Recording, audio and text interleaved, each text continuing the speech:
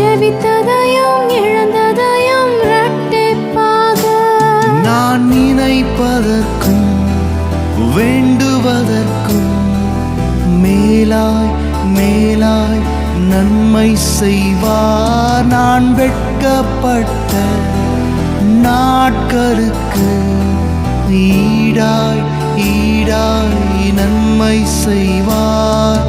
பரிபூர்ண ஜீவன் பராக்கிரமமே ஜோதிகளின் பிதாவே மனம் இறங்கும். பரிபூர்ண ஜீவன் பராக்கிரமமே ஜோதிகளின் பிதாவே